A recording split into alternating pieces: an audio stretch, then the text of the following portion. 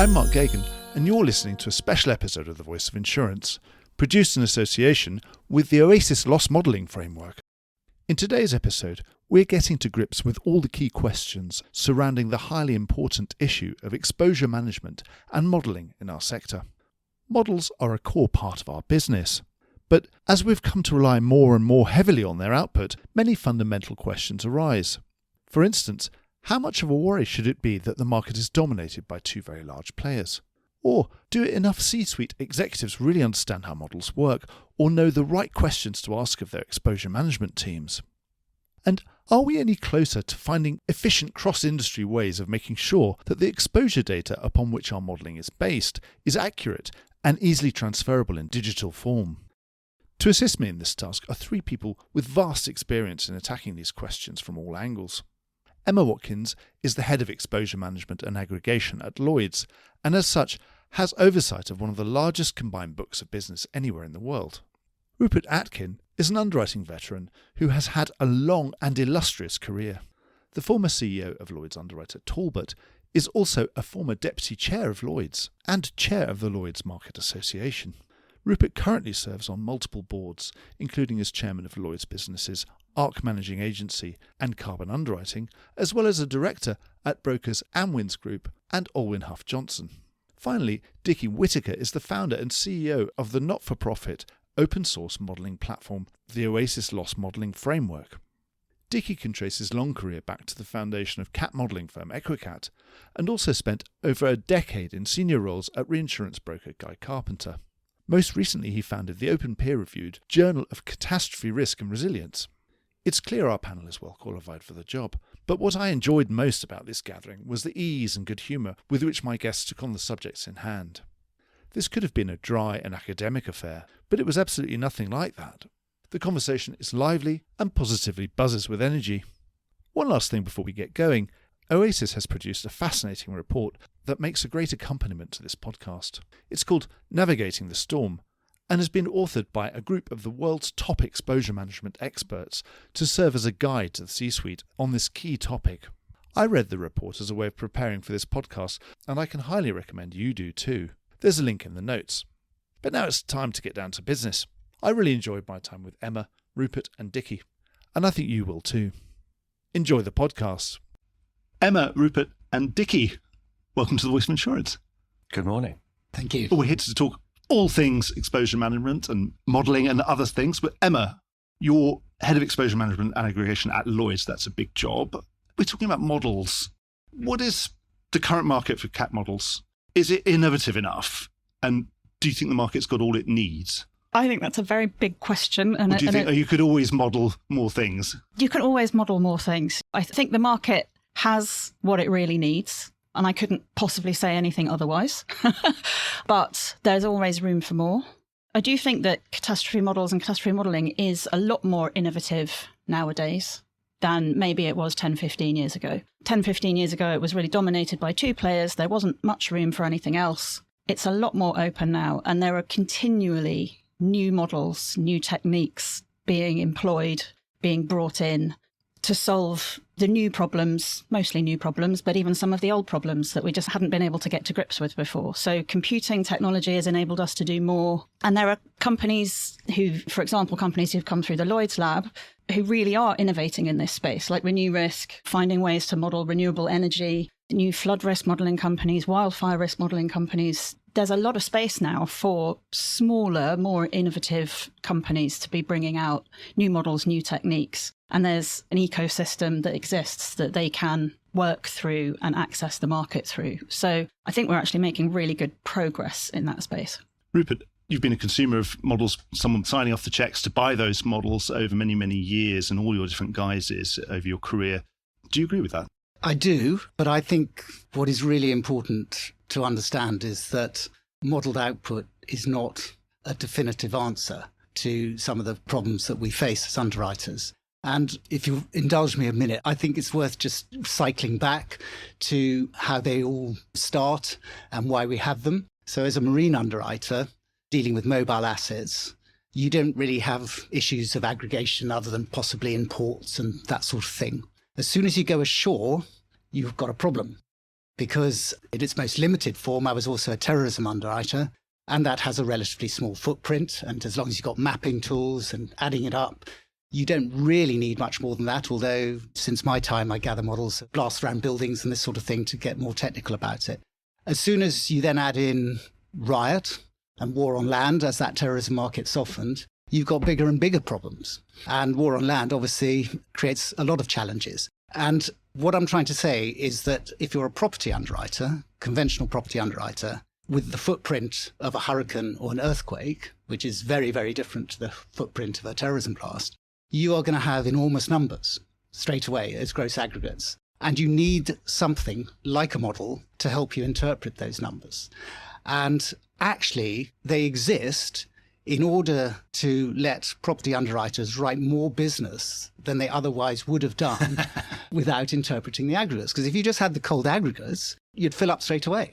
I suppose you're giving yourself some intellectual leverage to allow yourself to say, well, it can never be quite as bad as all that, or I can't just do 100% of all my aggregates, because I know that I suppose instinctively you know that they can't all be flattened in the same moment.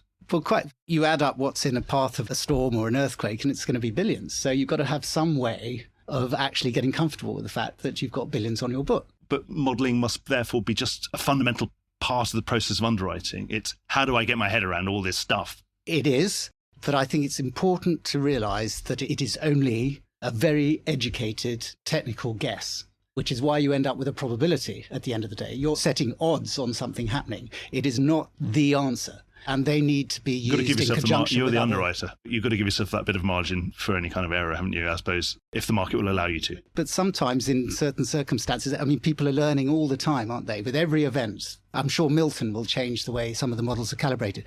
And so it's a big, long journey towards exactitude, but you're never going to actually have exactitude. And you have to understand that as a practitioner. And back to that first question to Emma, do you think there's enough competition, there's enough offer out there's enough incentive for those modelers to be really busting a gut trying to get you all the tools that you need?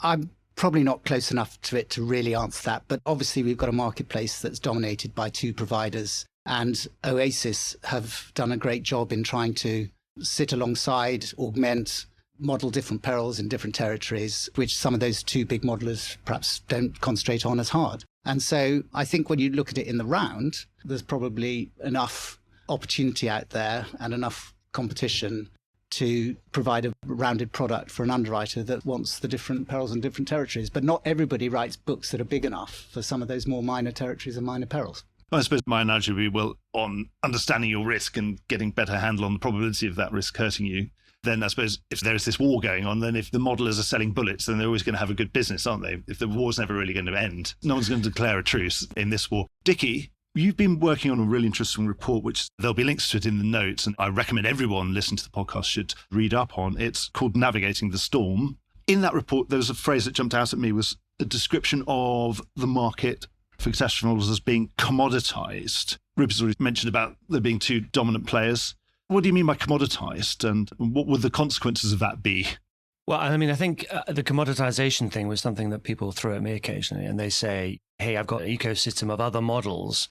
And people say to me, yeah, but it's a commoditized marketplace, at least for the US. That's what some people believe. And commoditization, I think, is not always a bad thing. I mean, in fact, in some cases, it can save a lot of money. The trouble is that I think we've got a marketplace that is sort of split at the moment. So I've asked several people, several firms, do you think you're offering a commoditized product?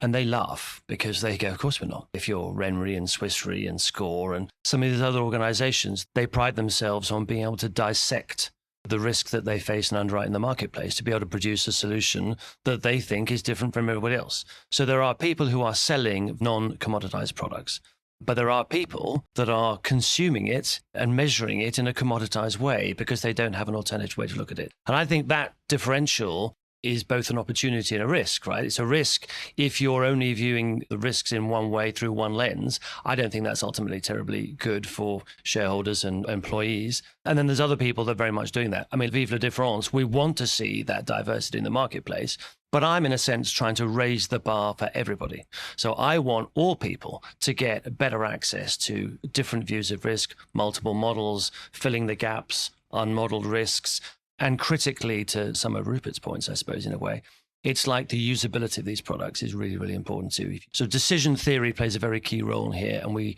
I think, could be better as a marketplace at how we look at that. And by commoditized, I mean, yes, it's sort of like one barrel of Brent crude is the same as any other. And so everyone knows what a barrel of Brent crude costs. And so you're saying that the danger there with commoditization is that everyone is having the same view of risk. Everyone's going to price exactly the same. Everyone's going to write in exactly the same way and aggregate in the same way. And they're all going to make the same mistake at the same time, which is a systemic risk. Right. It's the systemic nature that is a potential problem if you don't have that diversity of opinion. And you can get a diversity of opinion from different ways. You can have extremely detailed knowledge of one type of model, and that will give you the ability to be able to say, to Rupert's point, there's no answer that comes out of that model. There's a range of outcomes that gives you the uncertainty is actually more important in general terms than an answer.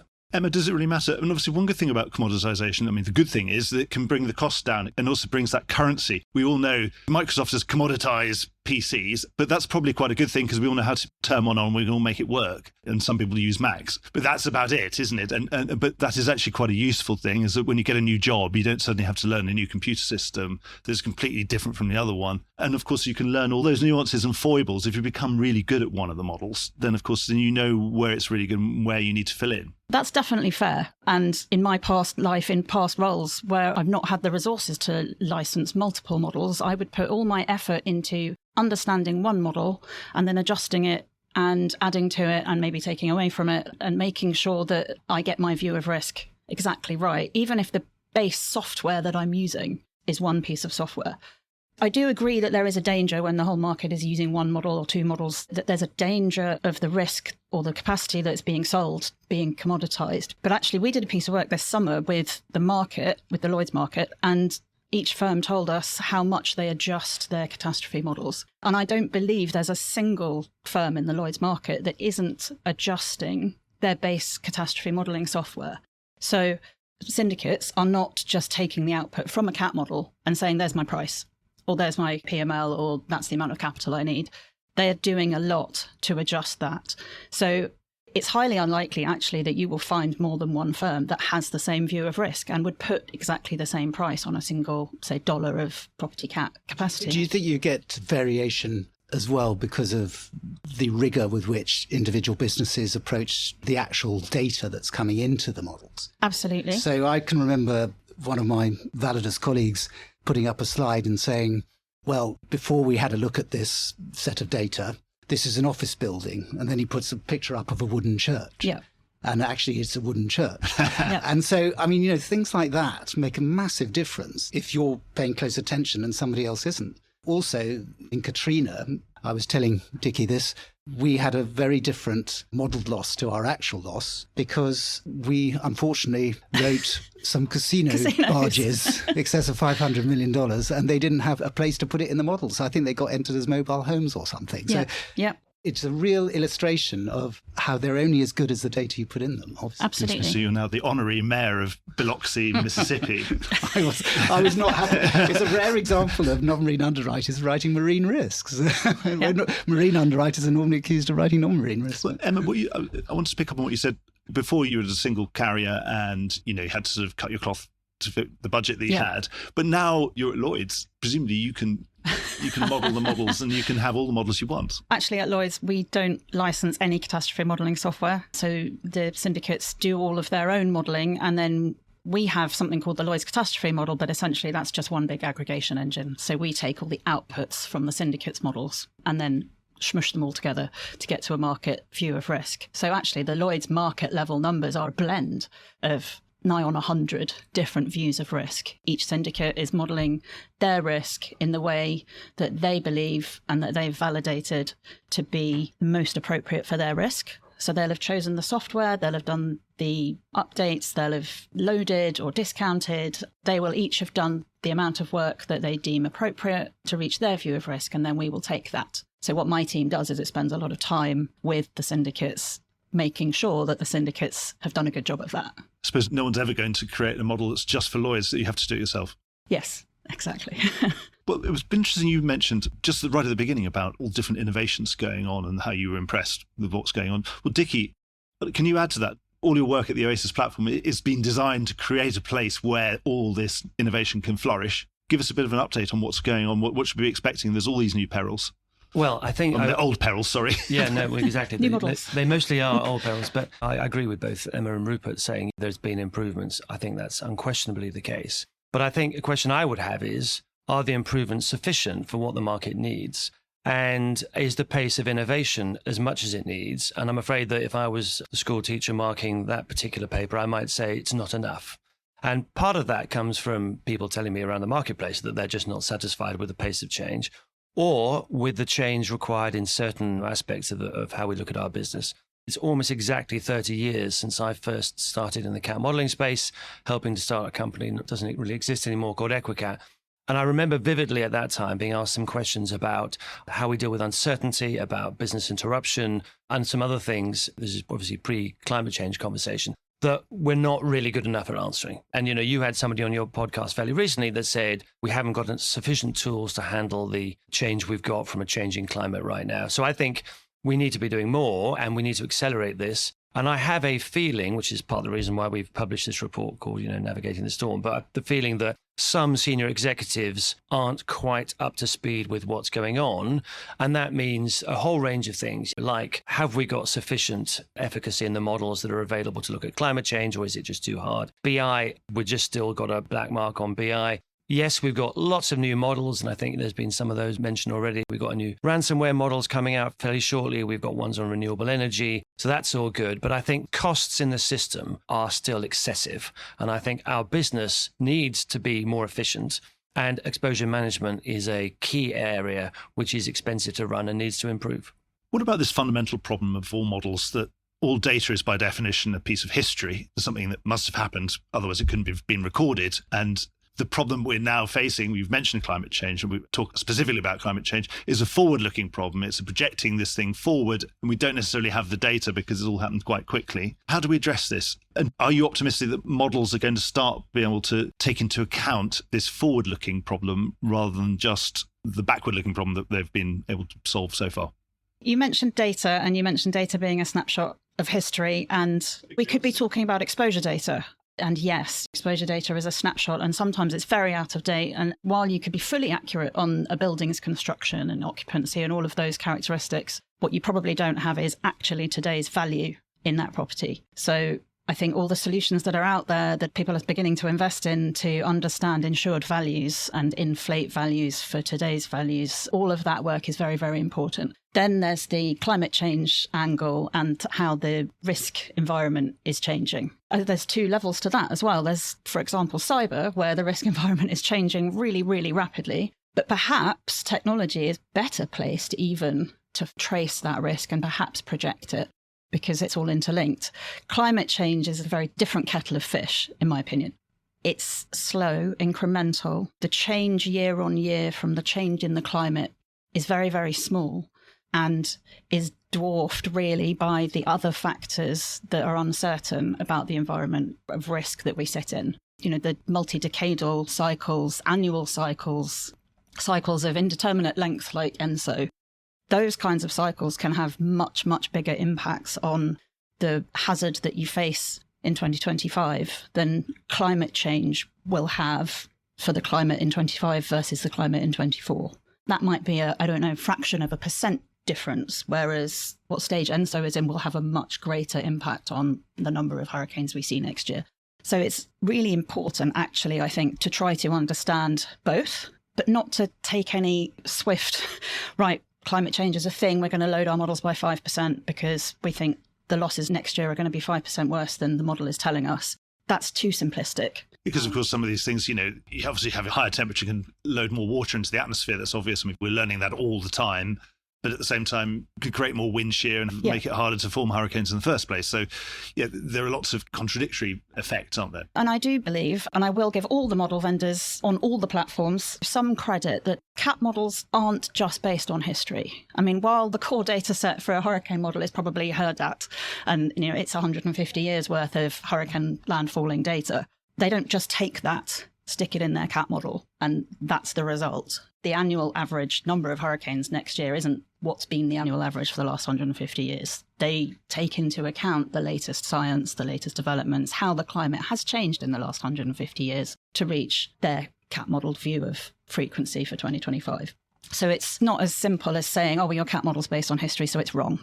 It's definitely not that. It's definitely not that. No, because I know it really annoys me when people make statements like the insurance industry's tools are backward looking. Yeah. It's such a naive statement. It's Because just you're always not true. going to apply a supposition. The point of modelling, I suppose, there's a moment where you have all the data and you say, well, now I have to make some assumptions. And those are forward-looking, aren't they? Let's be realistic. A lot of people are putting personal wealth at risk and investors are putting billions. People are putting a lot of money at risk in the insurance industry. They're not all doing it blindly or stupidly. They all want to know that their models are appropriate for the current climate. And if they really believed that we were backward looking and not at all forward looking, then they presumably wouldn't put their money up.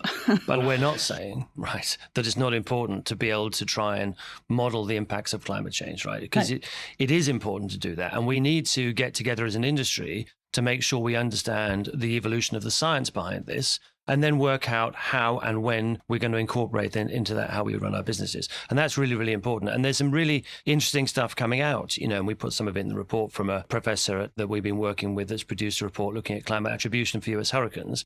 And there are some significant potentials from the model that he's been using, which has been somewhat validated by some people in the marketplace, that is showing an increase in frequency of US hurricanes. But to your point, Mark, about wind shear, there are equally valid scientific papers that have looked at the prognosis of climate change and CO2 that says we could see a reduction in hurricanes. Actually, almost nobody ever talks about that. So the point is there's a lot of uncertainty, and we've got to be on top of this to be able to manage our businesses. So could I just sort of... Of course, Rupert. So your I job think- is, you sit on so many boards, your job is to hold all your executives' feet to the fire over this burning question. I presume you have this conversation quite regularly in all the different boardrooms that you sit in. Well, we do, but I think Emma's and Dickie's summary of it is very appropriate, because there are two strands with the exposure data and the quality of data that's been populated in the models. So there's really no excuse for that not being really high standard. We know the values are going up in certain parts. We know all the literal values in particular in the States are accelerated enormously. And so you can have the same storm, obviously, this year that you had 10 years ago, and it's going to be a very different loss. So that sort of thing should be easy to do.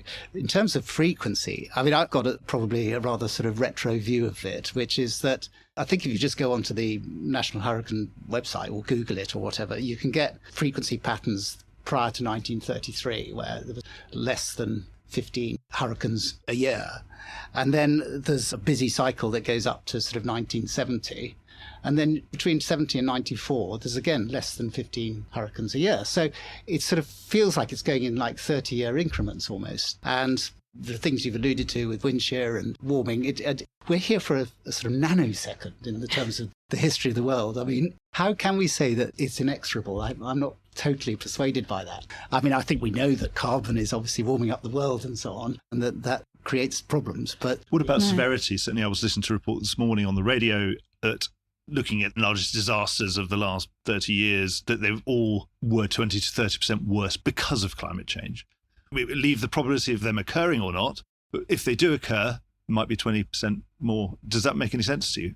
But also, surely the point is as well, is that some of them aren't going to make landfall in any area that's particularly valuable to the insurance industry. So you've got that lottery going on in the background as well, haven't you? But surely it gives us some pretty good breaking points to argue on the side of prudence.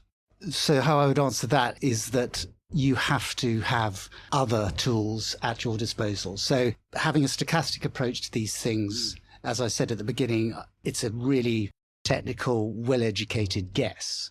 So stochastic for anybody is more the stochastic, theoretical. Probabilistic approach. So, Yeah. The odds of this happening are such and such. Yeah. 1 in 10, 1 in 20, whatever. But when I was an executive, but also as a non-executive, look for a deterministic approach as well. And happily, that was all in by existence. Deterministic, you meaning more the sort of experience? Well, Things you more can sort see. of actually mapping. So adding up within reasonable zones. And we took that a stage further, where with all the simulations that a model can do and the different tracks they can run, you can add up the exposure within some of the really big events and see what that big number comes out at, going back to my previous point about having to interpret these gross aggregates. And then you can take points off the curve on it, and there are different damage ratios that can be applied and tested for reasonableness. So there are different ways of using the models, what they're best at, but also testing them by simply going back a hurricane is this wide, let's just say it goes straight inland. We know they don't all do that. What would we lose today within 10 miles of the coast and 50 miles of the coast? I think that's really important. The businesses I'm involved with now have nothing to do with me. They were already there. So they had an identical approach to things. So it was very comforting from my point of view as a non-exec. Yeah. It was lots of fun at the beginning of this year's hurricane season when all the forecasts were saying this is going to be an awful hurricane season. And some people even went out and bought extra reinsurance because they were worried that this was going to be a particularly bad hurricane season. And then, it started early and then suddenly it was really quiet and everybody started to go, oh, actually, it's not going to be that bad. And then it finished with a little bit of a rush at the end. It doesn't matter, in a way, what the forecast is for a given season or probabilistically what you think it might happen, because there's still always a chance that nothing is going to happen and there's still always a chance that you're going to get a really huge storm. And Hurricane Andrew happened. It was the first hurricane of the season and it happened in September or late August, I think, in 1992, in a really, really quiet season. But it was a huge storm that massively impacted the insurance industry and, in a way, drove my job today. But it happened in a quiet season and it happened in that period of very low activity. Or you can have a season like this year where everybody thought it was going to be really, really busy and really, really terrible. And actually, I think we're going to weather it pretty well. So putting all your faith into the modelled output and a probabilistic view is definitely not the right thing to do. And it goes back to what you said at the very beginning, actually, having a really good understanding of your aggregates. Even if your aggregate exposure in this county in Florida is $6 billion or whatever it is, knowing that and then understanding what would happen if the worst happened and making sure you're comfortable with that level of risk. I think we would all vehemently agree that the either end of the extremes is nonsensical. So my favourite thing is anytime anybody says to me the model's got it wrong again, I know almost always that the person saying that doesn't understand how to use a model. And conversely, if you have people that say we're operating to a couple of basis points on outputs from a model, they have no idea how to use it because they've gone the other extreme. Well, they know how to use it, but they don't actually know what its output means. Well, yeah, but I mean using it as part of making a decision. Yeah. So actually, whilst those two extremes are obviously bad, the challenge is the bit in the middle is very hard to do.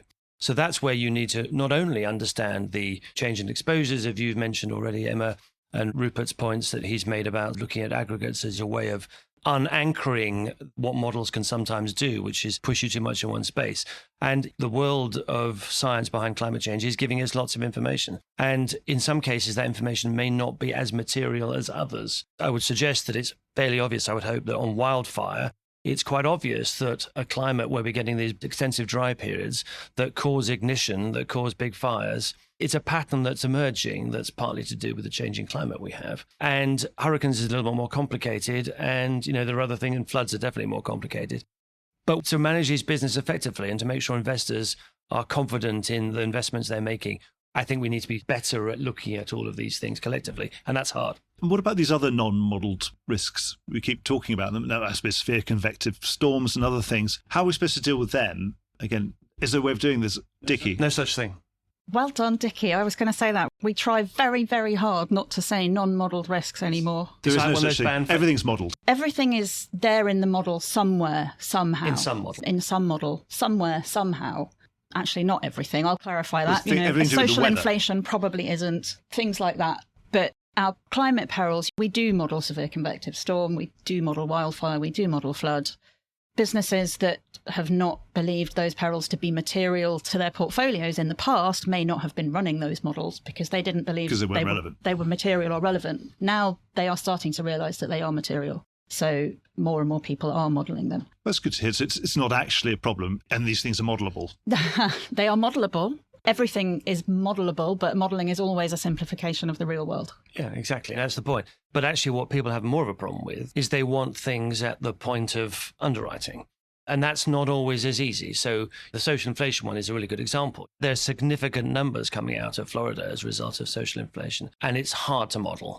And it's not incorporated into almost any model per se. So you have to have a way of adjusting those models, or at least the underwriters have to be very clear about the impact that's happening. And so it's the accessibility. And I think technology can drive some of these things. It's an enabler of these things, of course, and that can be a challenge. The oldest adage in the books would always be garbage in, garbage out. Any encouragement in terms of ingesting all that exposure data We're in the middle of this fantastic insurtech boom. You've already mentioned the Lloyd's Lab. There's so many people out there trying to help solve this problem and help avoid those ambiguities like those floating casinos. Like, are they marine or non-marine? No one really knows. And therefore they don't fit in any box, so therefore they don't get counted. Any encouragement in terms of the developments in that world of being able to, yes, know exactly what you've got? Because presumably this is actually the biggest problem there is, isn't it? You're looking at me, Mark, but I'm probably the wrong person to answer it now. I'm too out of date. But I would have thought, as I was saying earlier, that in terms of data quality, that is something that should be getting better all the time, and there's really no excuse for getting it wrong. It has to be one-way street. It can't get worse, can it? It does have to be checked, doesn't it? You'd hope it can't get worse, but is it getting better quick enough? I mean, there's a statistic was produced by a consulting firm in Zurich that said that the cost for the global insurance and reinsurance industry of cleaning up data was $24 billion. That's a lot of money, and that is a waste in our system. And it's caused by two things, really. So it's caused by the fact that the schedules that come out of corporates around the world are consistently, in a sort of groundhog dog way, are consistently cleaned. Locations that are missing are put in, and then people model it, and then you get the answers. And then the next year, the same locations, mistakes are made as before. So it goes on and on and on.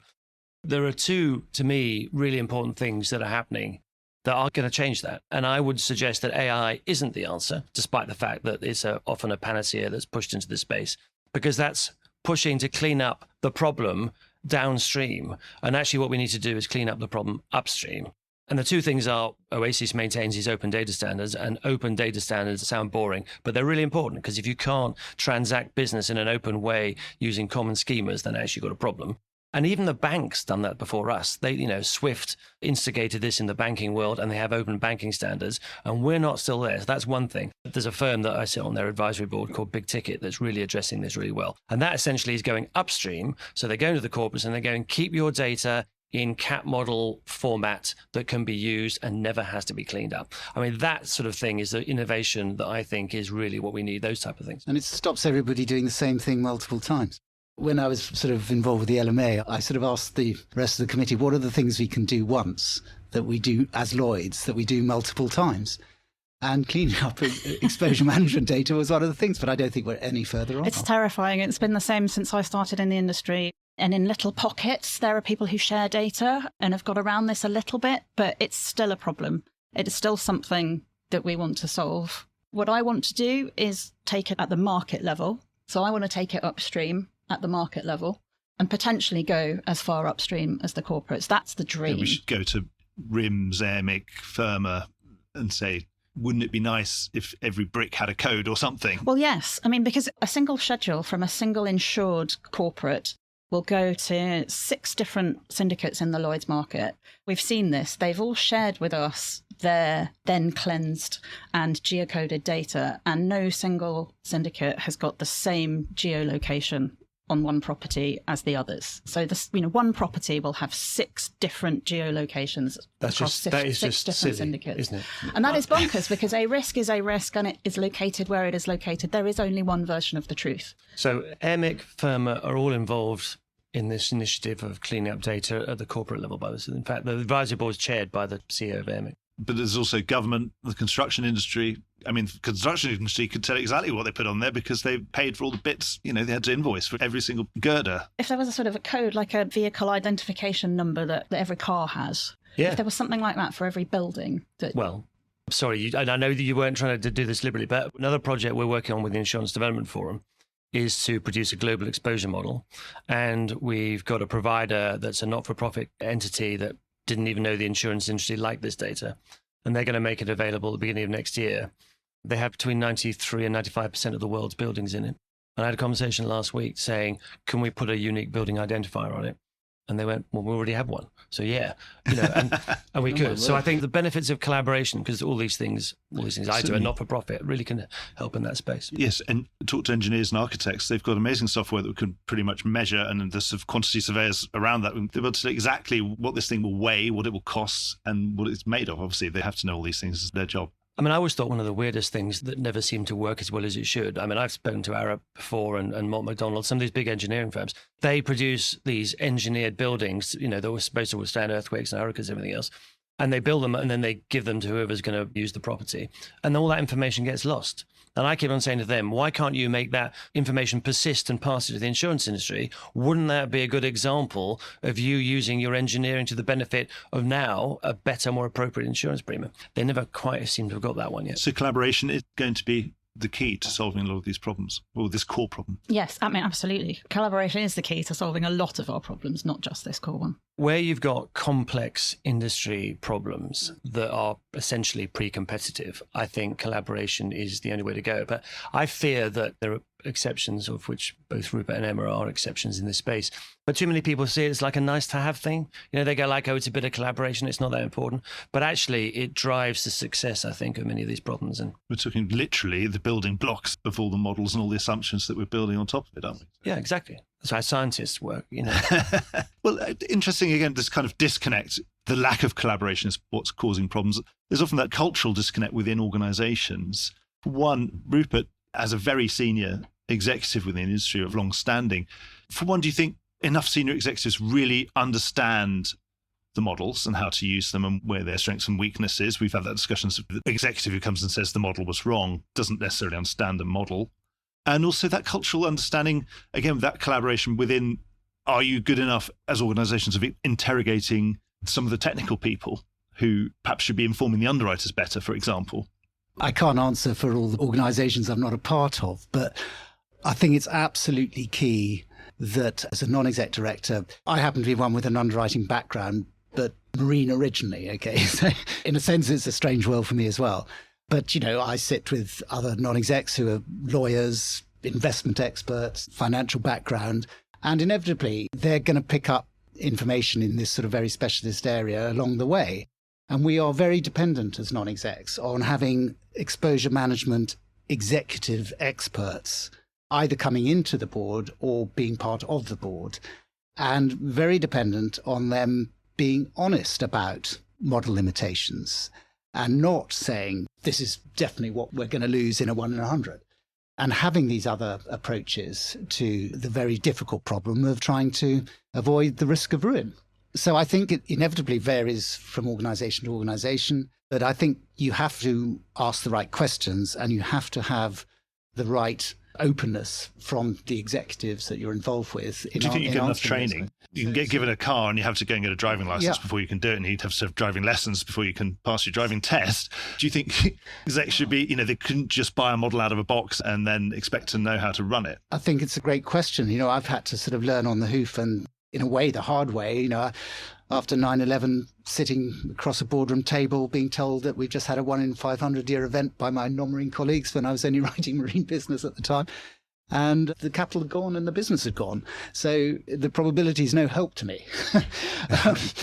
So, you know, that's why, obviously, I sort of hold the views that I do around it, which I think everybody agrees with here. But the training point, I think, is a very important one. And we have to, I think, from a regulatory point of view, I don't know if it's a Lloyd's requirement or PRA requirement, we have to have training on the internal model. And that is incredibly complicated. I mean, CAT models are a feed into the internal model. So we have to understand diversification, stress testing, scenario testing, all the things that go with that.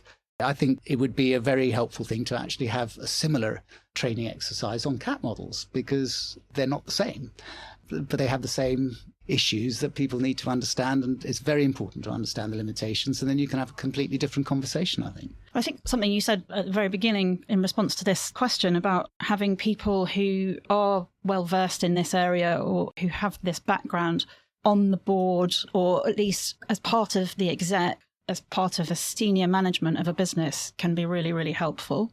And there are so many businesses where you don't see any catastrophe risk background or expertise anywhere on the executive committee or in the board. And I do think that that's a bit of an oversight.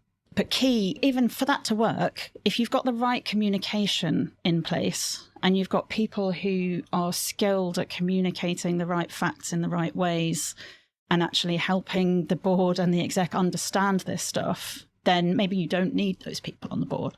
But we often do ourselves a huge disservice in the CAT modelling industry, in exposure management teams, by doing lots of very technical and very scientific work and writing research papers and validating models with 60-page validation documents and things. And it's all so very clever.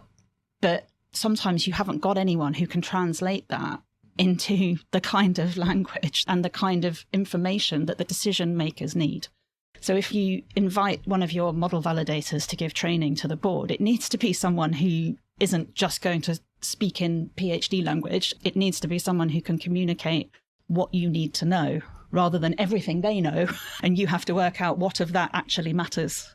I mean, it's very easy to have, as you say, these experts come in and attend a specific agenda item. They don't have to be members of the board, but as long as the board gets exposure to those experts. Do you think there's a role to play as a quasi-regulator at Lloyd's, that kind of thing, as sort of modelling for dummies club?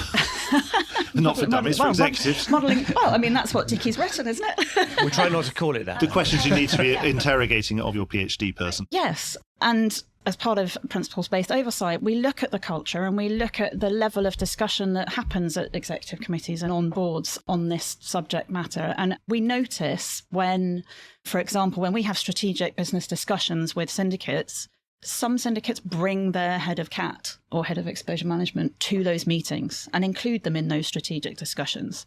And then you can see that they actually really understand that this is a fundamental part of making decisions about your strategy and your business and managing your portfolio. Other businesses, the CEO might not even know what we mean by Lloyd's catastrophe risk appetite. And that's either because their exposure management team is not communicating what we've told them upwards, or they're not listening. You know, the communication is not there. It's either upwards, no one's listening to their exposure management team, or the exposure management team is not communicating it effectively. So the exec Do you think it should be more education? It's been a long time since I got involved in any kind of insurance education, but I'm not sure there are CII modules on everything you need to know about modelling. No, I mean, there are specific qualifications that you can undertake as a catastrophe modeller run by the International Society for Catastrophe Managers. And each of the model vendors also do some sort of basic training qualifications for CAT model users. I don't think there are any modules out there that you can So it sounds like there's a gap in the market for someone to fill something that might be needed. Yeah. We published a paper that looked at uncertainty in CAT models, and we made these statements that you could see in a range of 300% uncertainty at the tail for US hurricane. And when we told people that in 1999, I think it was, people in the business were like horrified. They went, if that's what the uncertainty is, we're not using those models. But the point is that is what the uncertainty is. And that doesn't mean they're not useful. They're challenging, as we've already discussed. And I think that even at the sort of bottom end, the more frequent events, you should expect to see 30, 40, 50% in these products, because the science isn't that good and there's that much uncertainty. I don't think those sort of debates are happening enough. And then my other sort of pet hate a bit is people who assume that the models can produce accurate results for recent events. They're not designed for it. They're just not designed for it. Now, that doesn't mean it doesn't have some utility in an organization. But when we see these wide ranges of uncertainty around Milton or whatever it happens to be, that is because that's the best you can do on one event. It's just what it is. Doesn't mean the model is bad. It just means it's not fit for purpose for that question. Yeah, it's not fit for that question. Yeah. When people say the model was wrong about X event, well, of course the model was wrong. The model was not built to model that event. Exactly. Dickie, you've produced this fantastic report. Tell us a bit more about it. Obviously, everyone listening can go and download this report from links in the notes. It sounds like, given the debate we've just had, I can't imagine this is something you can just do once and say this is the definitive dictionary of CAT modelling. Well, no, look, I think the starting point for me anyway was I had too many conversations with too many people around the world that didn't seem to know enough about some of the key aspects of exposure management that seem to be important and people I work with a lot agree with. So we've got sections on climate change and technology and uncertainty and organizational structure of exposure management to try and give a guideline starting point, if you like, for people who manage businesses. So we hope, and I should say it was written by 15 plus of some of the world's experts, global authors who are all named on their report. So for a start, it should be a really good aide-memoire for senior management to go, is that what I'm hearing internally? Are there answers to questions, even briefly, answers to questions that I've been asking for some time? And there's a commitment from almost all of the authors, and we've sort of said to try and limit the time, the first 15 companies that come to us and say, we'd like you to talk to our senior management team. A selection of those authors are available to talk to that senior management team to have a bit more detailed conversation than we're having today about some of these issues. And then to your latter point, I think what we'll do is once we get some feedback, we're going to say, okay, do we need to know more about how actuaries and exposure management professionals should work together? Or how do underwriters use that level of uncertainty to make better decisions about underwriting? Whatever it happens to be, we can sort of focus on some of those areas as they become more evident in the next 6 or 12 months. So yes, we're expecting a version 2, and this will be an ongoing publication. So. I think we've talked very broadly about pretty much everything that's on my list of things that I think we should have talked about. Is there any parting words you'd like to leave the listener with? Or anything we've missed you think that we've definitely not talked about we should have done? I think the key message is that it's a tool. A CAT model is a tool, and its output needs to be treated as such, and it needs to be used in conjunction with other tools. And a good sprinkling of common sense. A lot of common sense required, yeah. Emma? A couple of things which might be slightly repeating what's been said before, but I just want to hone in on. One is that I think every board and every management committee should have somebody like Rupert who understands that there are limitations and that there are people out there who work to understand those limitations and can help you understand what this all means. And the other one is it's not one size fits all for every organisation. In the course of writing the report, Dickie knows that in some firms, CAT modelling reports in through actuarial into finance. In some firms, it reports into risk. In some firms, it reports into underwriting. None of those are wrong. It's what's appropriate for your business. So for any execs out there listening who don't manage to be one of the 10 who get to Dickie first, or even if you do, I think everybody should be talking to their head of CAT, head of exposure management.